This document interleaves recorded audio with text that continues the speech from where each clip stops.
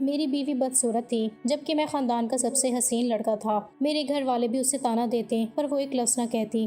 میں نے دوسری شادی ایک حسین لڑکی سے کر لی اور اسے گھر لے آیا۔ دوسری بیوی کے کہنے پر میں نے پہلی بیوی کو گھر سے نکال دیا اور کہا فکر مت کرو، تمہیں طلاق نہیں دوں گا، بس تم ہم سے دور چلی جاؤ۔ وہ درد بھری نگاہ مجھ پر ڈال کر چلی گئی۔ کچھ دن تو میرے عیش میں گزرے، گھر والے بھی دوسری بیوی کی خوبصورتی کی تعریف کرتے، پر کچھ دن بعد ہی اچانک سے مجھے شادی کی وہ پہلی رات میرے لیے کسی ڈراؤنے خواب سے کم نہیں تھی، کیونکہ میں اپنے خاندان کا سب سے حسین اور وجیحہ لڑکا تھا اور میرے خواب بھی کسی پری چہرہ لڑکی کے بارے میں تھے۔ لیکن جیسے ہی میں نے اپنی دلہن کا گھونگھٹ الٹایا تو میرے پیروں تلے سے زمین نکل گئی۔ سامنے بیٹھی لڑکی کی رنگت اتنی سانولی تھی کہ مجھے اپنی آنکھوں پر یقین نہیں آیا۔ اس کے نقش و نگار میں کوئی کشش نہیں تھی اور وہ ضرورت سے زیادہ دبلی پتلی تھی۔ میں ایک دم جھٹکے سے پیچھے ہٹا اور میرا چہرہ غصے سے سرخ ہو گیا۔ میں نے سوچا بھی نہیں تھا کہ میری زندگی کا اتنا بڑا فیصلہ اس قدر بھیانک ہوگا۔ میں بنا ایک لفظ کہے کمرے سے باہر نکل گیا اور سیدھا اپنی ماں کے کمرے کی طرف بھاگا۔ وہاں سے مجھے اپنی بہنوں اور ماں کی باتیں سنائی دے رہی تھیں۔ میری بہن کہہ رہی تھی کہ اماں، عامر بھائی تو بہت غصہ کریں گے، وہ اتنے خوبصورت ہیں اور آپ کی کیسی دلہن لے آئیں۔ تو میری ماں نے بڑے فخر سے جواب دیا کہ میں جان بوجھ کر ایسی لڑکی لائی ہوں۔ اگر میں کوئی گوری چٹی اور بہت خوبصورت لڑکی لاتی تو وہ تم سب کے سر پر چڑھ کر ناچتی اور میرے بیٹی کو انگلیوں پر نچاتی۔ یہ سامنے لڑکی عمر بھر ہماری دب کے رہے گی اور گھر کی نوکرانی بن کر خدمت کرے گی۔ یہ سن کر میرا غصہ کم تو نہ ہوا، لیکن مجھے اپنی ماں کی چال سمجھ آ گئی۔ میں پیر پٹکتا ہوا واپس اپنے کمرے میں آیا تو وہ لڑکی بیٹھ کے کونے میں سمٹی بیٹھی تھی۔ اس کی نظریں جھکی ہوئی تھیں اور وہ مسلسل اپنے ہاتھ کی انگلیوں کو مروڑ رہی تھی جیسے اسے اپنی خطا معلوم ہو گئی ہو۔ میں نے ایک نفرت بھری نگاہ اس پر ڈالی اور غصے میں اپنا کوٹ اتار کر دور پھینکا اور بیڈ پر بیٹھنے کی بجائے سامنے پڑے صوفے پر جا کر لیٹ گیا۔ میں نے اپنی پیٹھ اس کی طرف کر لی تاکہ مجھے اس کا چہرہ نہ دیکھنا پڑے۔ کمرے میں ایک عجیب سی خاموشی تھی جس میں صرف گھڑی کی ٹک ٹک سنائی دے رہی تھی۔ اچانک مجھے محسوس ہوا کہ کوئی میرے قریب آیا ہے۔ میں نے آنکھیں نہیں کھولی لیکن اس کی سسکیوں کی آواز میرے کانوں میں پڑی۔ وہ دبے قدموں چلتی ہوئی آئی اور فرش پر میرے قدموں میں بیٹھ گئی۔ اس کے ہاتھوں کی لرزش میں نے محسوس کی جب اس نے ہمت کر کے میرے پیروں کو چھوا۔ میں نے جھٹکے سے اپنے پیر پیچھے کیے لیکن اس نے ہچکیاں لیتے ہوئے کہا کہ آپ مجھ سے کیوں ناراض ہیں؟ کیا میرا قصور صرف یہ ہے کہ میں آپ کے معیار پر پوری نہیں اتری؟ میں نے تو اس رشتے کے لیے بہت خواب سجائے تھے۔ مجھے کیا پتا تھا کہ میری رنگت میرے نصیب کو بھی کالا کر دے گی۔ اس کی آواز میں اتنا درد تھا کہ ایک پل کے لیے میرا دل پسیجا، لیکن پھر اپنی ماں کی وہ باتیں یاد آ گئیں کہ یہ صرف دب کر رہنے کے لیے لائی گئی ہے۔ میں نے غصے سے اسے جھڑکا اور کہا تم نے اپنی شکل دیکھی ہے آئینے میں؟ میں کہاں اور تم کہاں؟ میری اور تمہاری جوڑی کیا دنیا دیکھے گی تو مجھ پر ہنسے گی۔ اس نے روتے ہوئے کہا کہ اللہ نے مجھے جیسا بنایا میں ویسی ہی ہوں۔ کیا میرا دل نہیں ہے؟ کیا میری کوئی خواہش نہیں ہے؟ میں آپ کی ہر بات مانوں گی، آپ کی خدمت کروں گی، بس مجھے اس طرح نظر انداز نہ کریں۔ لیکن میرا دل پتھر ہو چکا تھا۔ میں نے اسے دھکا دیا اور کہا کہ میرے قریب آنے کی ہمت بھی مت کرنا۔ آج سے تم اس گھر کی بہو نہیں بلکہ ایک خادمہ ہوگی اور تمہاری جگہ یہ صوفہ یا بیڈ نہیں بلکہ فرش کا وہ کونا ہوگا۔ وہ بیچاری ساری رات وہیں زمین پر بیٹھی روتی رہی اور میں نے ایک بار بھی مڑ کر نہیں دیکھا۔ اگلی صبح سے ہی اس پر ظلم کا وہ بازار گرم ہوا جس کی مثال نہیں ملتی۔ میری ماں نے اسے فجر کے وقت ہی اٹھا دیا اور اسے حکم دیا کہ جاؤ جا کر پورے صحن میں جھاڑو لگاؤ اور سب کے لیے ناشتہ تیار کرو۔ وہ نئی نویلی دلہن جس کے ہاتھوں کی مہندی بھی ابھی گہری تھی وہ باورچی خانے کے دھوئیں اور برتنوں کی رگڑ میں گم ہو گئی۔ میری بہنیں جب سو کر اٹھتی تو اس کے سامنے اپنی فرمائشوں کے ڈھیر لگا دیتی۔ کوئی کہتی کہ میرے کپڑے استری کرو تو کوئی کہتی کہ میرے جوتے صاف کرو۔ وہ خاموشی سے سر جھکائے سب کے کام کرتی رہتی لیکن کسی کے دل میں اس کے لیے رحم نہیں تھا۔ ایک دن دوپہر کو جب میں گھر آیا تو دیکھا کہ وہ سخت دھوپ میں صحن کی صفائی کر رہی ہے۔ اس کا چہرہ پسینے سے شرابور تھا اور وہ تھکن سے چور لگ رہی تھی۔ میں نے اسے دیکھ کر نظریں پھیر لی۔ میری ماں نے اسے آواز دے کر کہا کہ ایک کالی کلٹی ادھر آ اور عامر کے جوتے پالش کر۔ وہ بھاگی ہوئی آئی اور میرے سامنے بیٹھ گئی۔ اس کے ہاتھ کانپ رہے تھے۔ میں نے اسے حقارت سے دیکھا اور اپنا پیر آگے بڑھا دیا۔ اس نے نیچے نظریں رکھ کر میرے جوتے صاف کیے اور جب وہ فارغ ہوئی تو میں نے جان بوجھ کر اپنا جوتا اس کے دوپٹے سے رگڑ دیا تاکہ اسے اس کی اوقات یاد رہے۔ وہ کچھ نہ بولی، بس اس کی آنکھوں سے آنسو ٹپک کر میرے جوتے پر گرا جسے دیکھ کر مجھے اور غصہ آیا۔ میں نے اسے زوردار تھپڑ مارا اور کہا کہ میرے سامنے رونے کی ضرورت نہیں ہے، جا کر اپنا کام کرو۔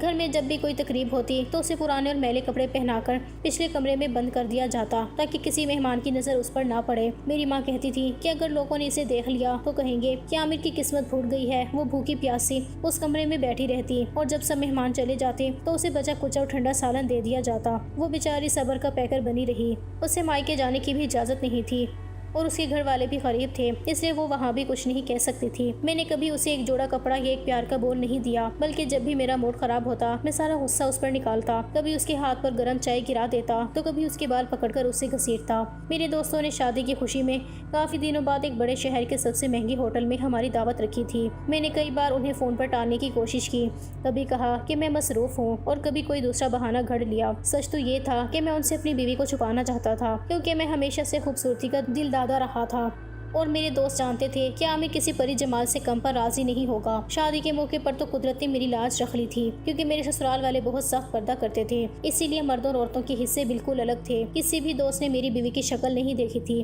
سب یہی سمجھتے رہے کہ عامر کی بیوی بھی اس کی طرح حسن و جمال کا شاہکار ہوگی۔ اب میں نہیں چاہتا تھا کہ اس عالیشان ہوٹل کی روشنیوں میں اپنی بدصورت بیوی کو ان کے سامنے لے جاؤں اور اپنی ذات کا تماشا بنواؤں۔ پچھلے 2 مہینے سے میں مسلسل بہانے بنا رہا تھا، مگر اب پانی سر سے گزر چکا تھا۔ دوستوں نے نہ صرف ٹیبل بک کر لی تھی بلکہ ضد پکڑ لی تھی کہ بھابھی کو لائے بغیر دعوت قبول نہیں ہوگی۔ میں بوجھل دل اور غصے سے بھرے قدموں کے ساتھ کمرے میں داخل ہوا، جہاں وہ ہمیشہ کی طرح فرش کے کونے میں بیٹھی کوئی کام کر رہی تھی۔ میں نے اسے حکم دیا کہ تیار ہو جاؤ، ہمیں آج رات باہر جانا ہے۔ اس کی آنکھوں میں ایک دم چمک آ گئی، شاید اسے لگا کہ شاید اب میرے دل میں اس کے لیے کوئی جگہ بن گئی ہے۔ وہ معصومیت سے مسکرائی تو مجھے اس کی مسکراہٹ پر بھی غصہ آیا۔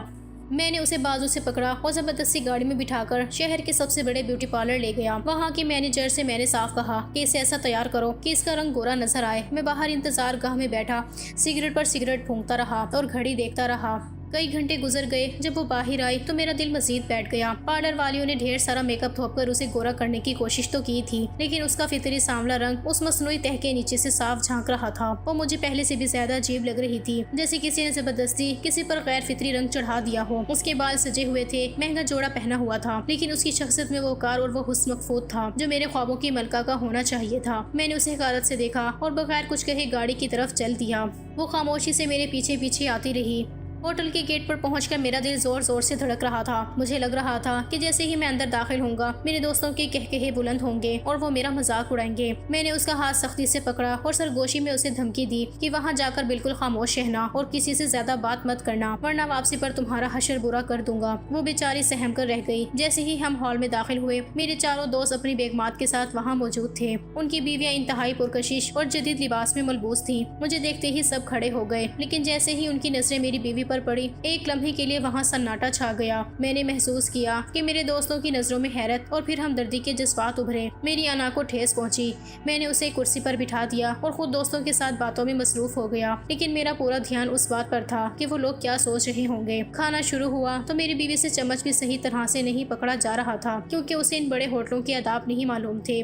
میری ایک دوست کی بیوی نے طنزیہ مسکراہٹ کے ساتھ اپنی سہیلی کو کوہنی ماری اور کچھ سرگوشی کی، جس پر وہ دونوں دبی دبی ہنسنے لگیں۔ میرا خون کھولنے لگا۔ مجھے ایسا لگ رہا تھا جیسے ہر کوئی میری بیوی کی بدصورتی پر تبصرے کر رہا ہے۔ میں نے میز کے نیچے سے اس کا پاؤں پر زور سے اپنا بوٹ رکھا۔ اس نے تکلیف سے سسکی بھری لیکن اپنی چیخ دبا لی۔ اس کی آنکھوں میں آنسو بھر آئے جو اس کے مہنگے میک اپ کو خراب کرنے لگے۔ میں نے غصے سے اسے دیکھا تو وہ فوراً نظریں جھکا کر پلیٹ میں دیکھنے لگی۔ واپسی پر گاڑی میں آپے سے باہر ہو گیا۔ میں نے گاڑی ایک سنسان سڑک پر روکی اور اس پر چیخنے لگا کہ تمہاری ہمت کیسے ہوئی وہاں رو کر میرا تماشا بنانے کی؟ تم نے دیکھا میری دوستوں کی بیویاں کتنی خوبصورت تھیں اور تم ایک کالی بدصورت عورت جس نے آج میری ناک کٹوا دی۔ وہ روتے ہوئے کہنے لگی کہ عامر صاحب میں نے تو پوری کوشش کی تھی کہ آپ کو شرمندہ نہ کروں، میں تو آنا ہی نہیں چاہتی تھی، آپ ہی زبردستی لے کر گئے۔ میں نے اسے بالوں سے پکڑا اور جھٹکا دے کر سیٹ سے نیچے گرا دیا۔ گھر پہنچ کر میں نے اسے کمرے سے باہر نکال دیا اور اس رات وہ سردی میں برآمدے میں پڑی رہی۔ میرے گھر والے بھی صبح اٹھ کر اسے تانے دینے لگے کہ جب تجھ میں کوئی کشش ہی نہیں تھی تو باہر جا کر خاندان کی عزت کیوں نیلام کی۔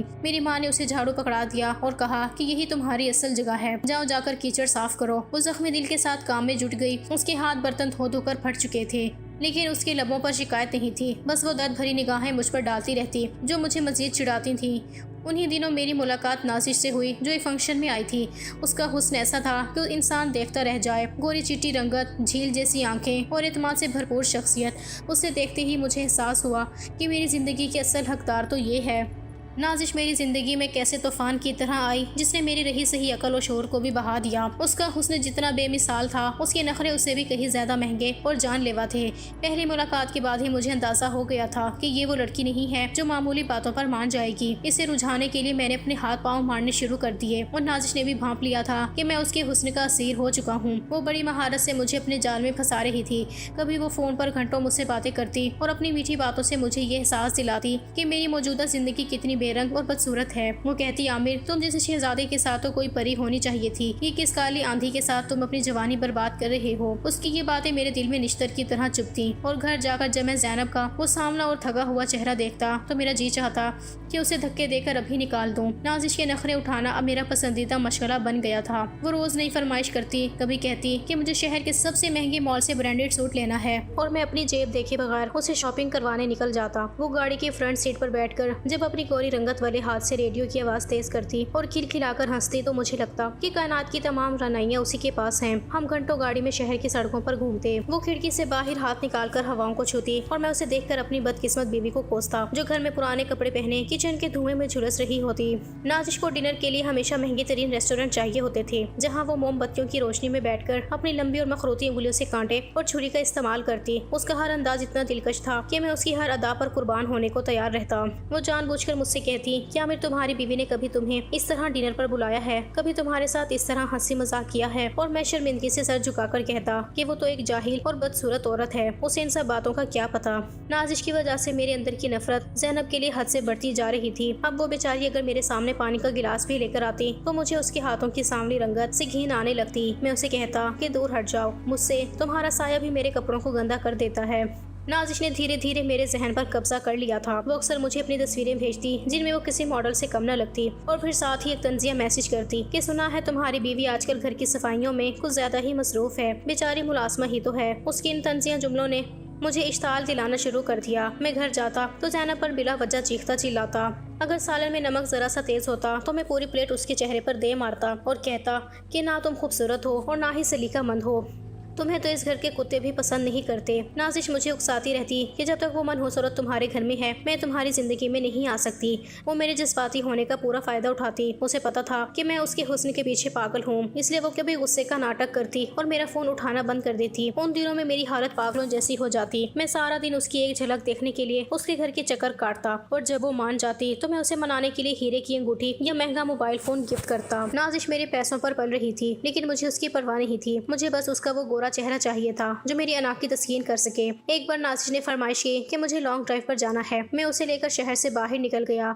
वहाँ उसने हंसते हुए मुझसे कहा कि आमिर अगर तुम्हारी बीवी हम दोनों को इस तरह देख ले तो क्या होगा। मैंने हकारत से जवाब दिया कि उसकी इतनी हिम्मत नहीं कि वो मुझसे सवाल करे, वो तो मेरी जूती की नोक पर रहती है। नाजिश ने कहकहा लगाया और बोली कि फिर उसे अपनी जिंदगी से निकाल क्यों नहीं देते, कब तक इस बोझ को ढोते रहोगे। उस दिन मैंने तहैया कर लिया कि अब बहुत हो चुका। नाजिश के नखरे उठाते उठाते मैं इतना अंधा हो गया था कि मुझे अपनी पहली बीवी की वफादारी, उसकी खिदमत और उसका सब्र सब फजूल लगने लगा। मुझे सिर्फ नाजिश का वो चमकता हुआ चेहरा नजर आता था जो दरअसल एक शराब था। नाजिश ने मुझसे वादा लिया कि जिस दिन तुम उस काली औरत को घर से निकालोगे उसी दिन मैं तुम्हारी दुल्हन बनकर तुम्हारे घर आऊंगी। मैंने उसके हाथ पर हाथ रखकर कसम खाई कि अब वो दिन दूर नहीं जब मेरे घर का आंगन तुम्हारे हुस्न से महक उठेगा और उस मनहूस का साया हमेशा के लिए खत्म हो जाएगा। मैं घर वापस आया तो ज़ैनब दरवाजे पर मेरा इंतजार कर रही थी। उसकी आंखों में नींद की सुर्खी थी और वो थकी हुई लग रही थी। उसे देखते ही मेरा पारा चढ़ गया। मैंने उसे जोरदार धक्का दिया और कहा कि हट जाओ मेरे सामने से, तुम्हारी बदसूरती देखकर मेरा मूड खराब हो जाता है। वो गिरते गिरते बची और दीवार से जा लगी। उसने कुछ नहीं कहा, बस खामोशी से आंसू बहाने लगी। लेकिन अब इन आंसुओं का मुझ पर कोई असर नहीं होता था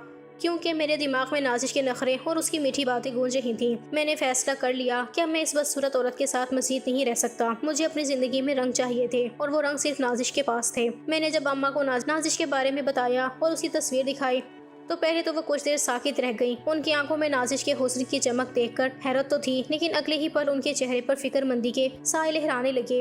अम्मा ने गहरा सांस लिया और मुझे अपने पास बिठाकर कहने लगी कि आमिर देखो बेटा, खूबसूरती सिर्फ देखने की हद तक अच्छी लगती है। मैंने ज़ैनब को इसलिए पसंद किया था कि वो सांवली है, गरीब है और बदसूरत है। ऐसी लड़कियां हमेशा दबकर रहती हैं। वो कभी तुमसे जुबान नहीं लड़ाएगी, ना मेरे सामने ऊंचा बोलेगी। देखो ना, पिछले 2 सालों से वो इस घर में नौकरानी की तरह घुट रही है। कभी उससे थकन का शिकवा किया, कभी उससे नए कपड़ों की फरमाइश की। अगर मैं तुम्हारे लिए कोई ऐसी गोरी चिट्टी और बला के खूबसूरत लड़की ले आती जैसी ये नाजिश है तो वो तो हमारे सरों पर चढ़कर नाचती, वो घर के काम काज को अपनी तौहीन समझती और तुम्हारा ख्याल रखना तो दूर की बात, वो तुम्हें अपनी उंगलियों पर नचाती। ऐसी लड़कियां सिर्फ शॉपिंग और घूमने फिरने की शौकीन होती हैं, वो इस घर को जहन्नुम बना देंगी। ज़ैनब तो बेचारी डर के मारे कुछ नहीं बोलती, क्योंकि उसे पता है कि इसका कोई ठिकाना नहीं है।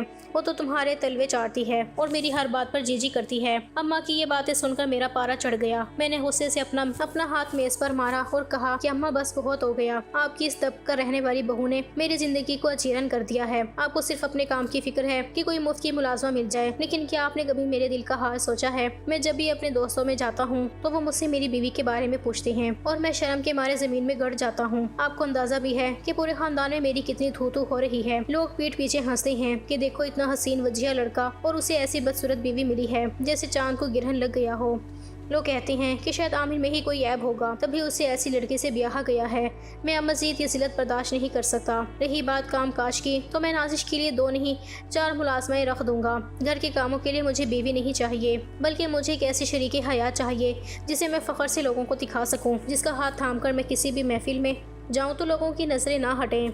अम्मा ने मुझे समझाने की बहुत कोशिश की, लेकिन मुझ पर तो नाजिश के इश्क का भूत सवार था। मैंने अम्मा से साफ कह दिया कि अगर आपने नाजिश को इस घर में कबूल ना किया तो मैं ये घर छोड़कर चला जाऊंगा। मैं अब इस काली कलोटी ज़ैनब का चेहरा 1 मिनट के लिए भी नहीं देख सकता। वो मेरे लिए किसी डरावने ख्वाब से कम नहीं है।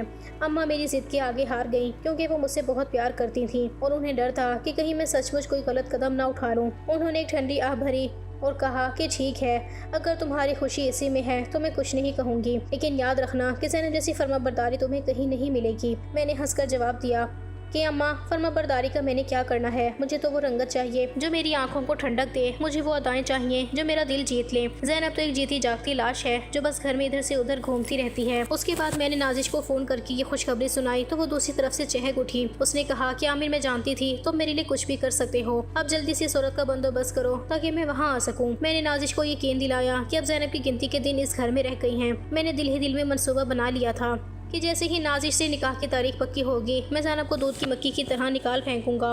मुझे ज़रा बराबर भी एहसास नहीं हो रहा था कि मैं उस औरत के साथ क्या कर रहा हूँ जिसने अपनी जवानी और अपनी तमाम तर खुशियाँ मेरे और मेरे घर वालों के नाम कर दी थी। मेरे जहन में सिर्फ नाजिश का वो खूबसूरत चेहरा और उसके वो महंगे नखरे थे जिन्हें पूरा करना अब मेरी ज़िंदगी का वाहिद मकसद बन चुका था। अम्मा भी अब खामोश हो गई थी और घर में दूसरी शादी की तैयारियाँ शुरू होने लगी थी, जबकि ज़ैनब जो किचन में खड़ी ये सब बातें सुन रही थी, उसके पैरों तले से ज़मीन निकल चुकी थी। वो मेरे पैरों में गिर पड़ी और गिड़गिड़ाकर कहने लगी कि आमिर, मुझे नौकरानी बनाकर रख लें, बेशक दूसरी शादी कर लें, मैं आपसे कुछ नहीं मांगूंगी, बस मुझे इस घर की छत से महरूम ना करें। अगर मैं अपने घर वापस गई तो मेरी बाकी बहनों के रिश्तों में रुकावटें आएंगी, उनका मुस्तकबिल भी तबाह हो जाएगा। लेकिन मेरा दिल उसकी आहुजारी पर जरा भी ना पसीजा। मैंने उसे ठोकर मारी और कहा कि तुम्हारी बदसूरती अब मेरे असाब पर सवार हो गई है, मैं तुम्हें अब इस घर में एक लम्हा भी बर्दाश्त नहीं करूंगा। अगले ही हफ्ते मैंने अपनी दूसरी शादी का शोर मचा दिया। मैंने नाजिश के लिए वो तमाम अरमान पूरे किए जो मैंने अपनी पहली शादी पर अधूरे छोड़ दिए थे। शहर के सबसे महंगे बैंक्वेट हॉल में हमारा निकाह हुआ और मैं अपनी नई नवेली दुल्हन नाजिश को लेकर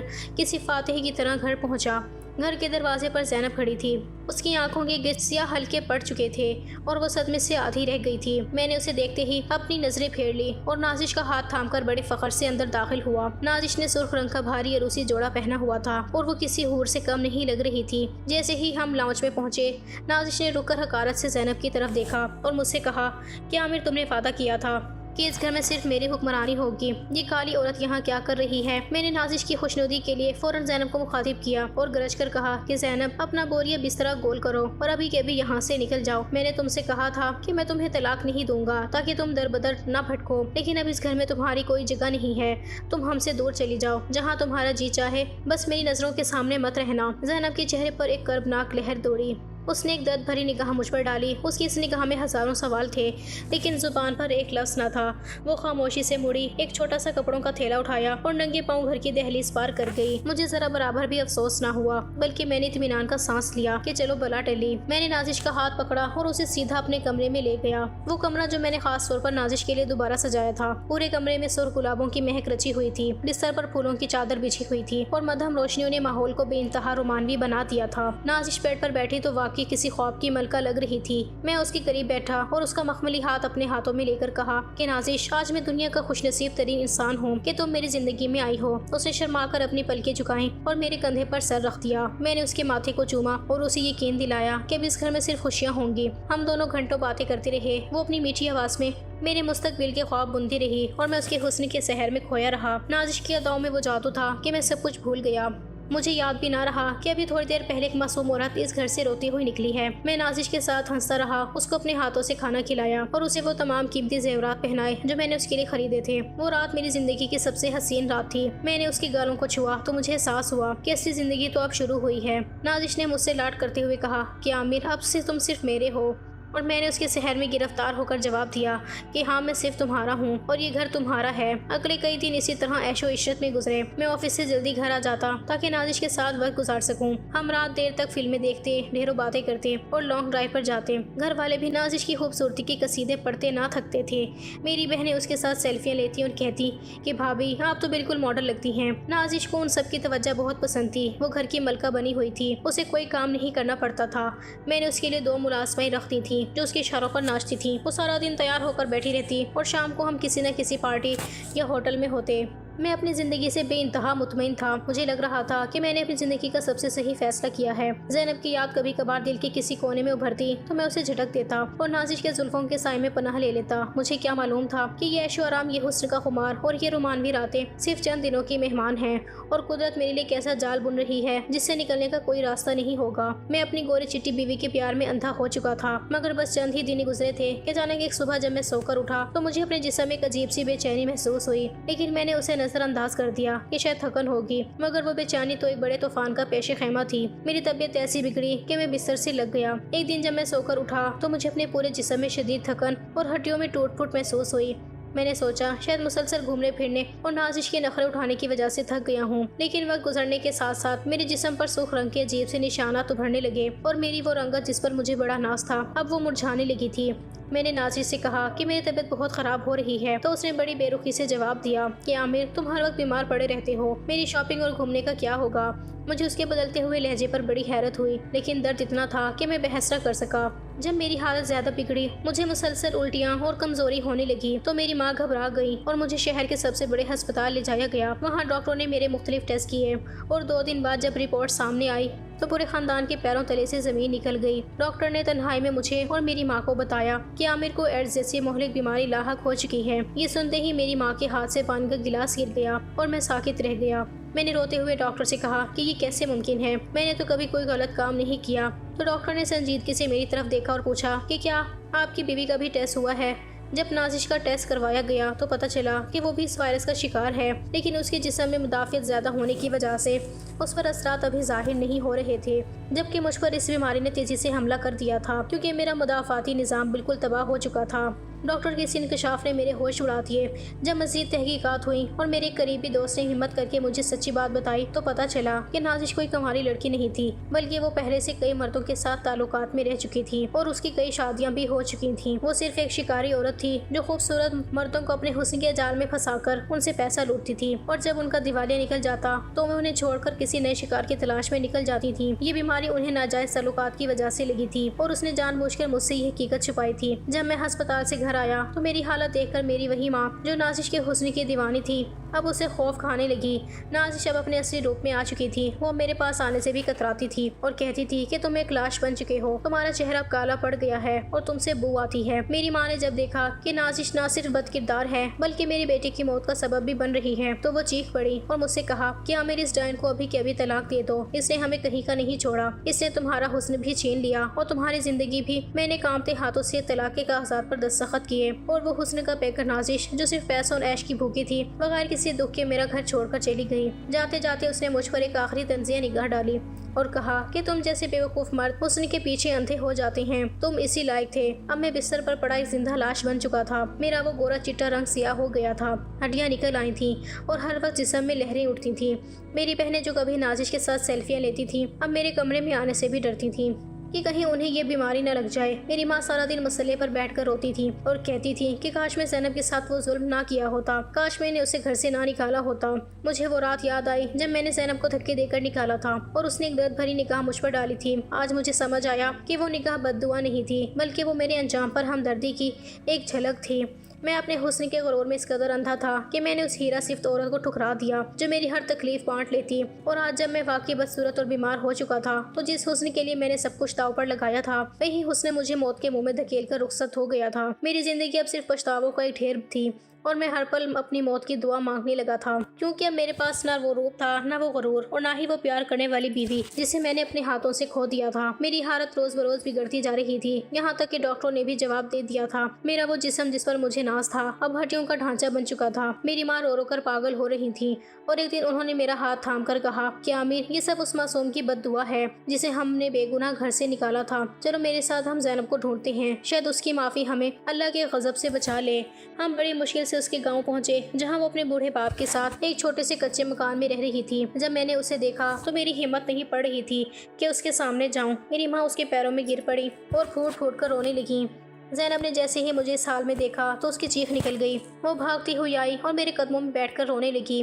میں نے کانپتی آواز میں کہا کہ زینب، مجھے معاف کر دو، میں نے تمہارے ساتھ بہت ظلم کیا، میں حسن کا اندھا ہو گیا تھا، اور دیکھو آج قدرت نے میرا حسن چھین کر مجھے عبرت کا نشان بنا دیا ہے۔ زینب نے بڑی ممتا اور محبت سے میرا سر اپنی گود میں رکھا اور کہا کہ عامر صاحب، میں نے تو آپ کو اسی دن معاف کر دیا تھا جس دن میں اس گھر سے نکلی تھی، کیونکہ میرا رب جانتا ہے کہ میں نے آپ سے سچی محبت کی تھی۔ وہ نہ صرف ہمیں معاف کر چکی تھی بلکہ وہ اسی وقت ہمارے ساتھ واپس آنے کے لیے تیار ہو گئی۔ جب ہم واپس شہر آئے تو زینب نے میری تیمارداری کی ذمہ داری سنبھال لی۔ وہ دن رات میرے پاس بیٹھی رہتی، مجھے اپنے ہاتھوں سے کھلاتی اور مسئلے پر بیٹھ کر اللہ سے میری زندگی کی بھیک مانگتی۔ اس دوران زینب نے شہر کے ایک بڑے ماہر امراض سے میرا رابطہ کروایا۔ جدید طبی تحقیق اور باقاعدہ علاج کی مدد سے میری حالت دھیرے دھیرے بہتر ہونے لگی۔ ڈاکٹروں کا کہنا تھا کہ اگر وقت پر دوائیاں لی جائیں اور احتیاط کی جائے تو انسان ایک عام زندگی گزار سکتا ہے۔ زینب کی دعا اور اس کی بے لوث خدمت نے معجزہ کر دکھایا۔ میرے جسم کے نشانات ختم ہونے لگے اور میری قوت مدافعت واپس آنے لگی۔ چند مہینوں کے بعد میں اپنے پیروں پر کھڑا ہونے کے قابل ہو گیا۔ میری ماں اب زینب کے ہاتھوں کو چومتی تھی اور اسے گھر کی اصل ملکہ باندھتی تھی۔